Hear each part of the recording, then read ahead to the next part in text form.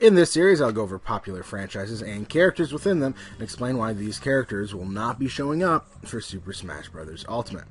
If a character shows up here, it does not mean I dislike them. In fact, I love most of these characters. This is just 100% based off my opinion, and it is not lost on me at all that any one of these characters will be announced immediately after the video is posted. So please take everything I say with a grain of salt and enjoy. This week's pick is from Mulch Mantillo. In September of 2015, Undertale, one of this generation's best games, was released for the PC, then on Linux, then on the PlayStation 4 and Vita, and most recently on the Nintendo Switch. This game has already reached a cult following, and I may be one of them. Surprisingly, out of all the possible characters in the game, the most popular rep is not the protagonist, but a support character, or the final boss, depending on how you play Undertale, and that is Sans. Sans is, well, a skeleton, which would be awesome.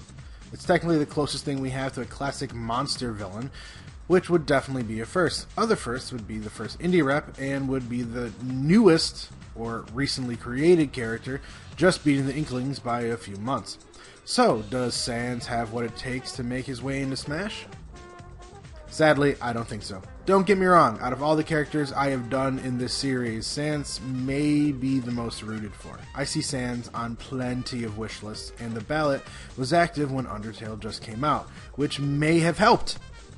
But if the unofficial ballots have anything to say about that, Sans wasn't popular enough at the time. The ballot was between April 2015 and October the same year. Undertale was only out a month during the ballot. Similar to many other characters, Sans being so new honestly only hurts him. Many people believe that first-party reps have been written off, like Rex and Pyra and Springman, for the same exact reason, which doesn't help our favorite skeleton.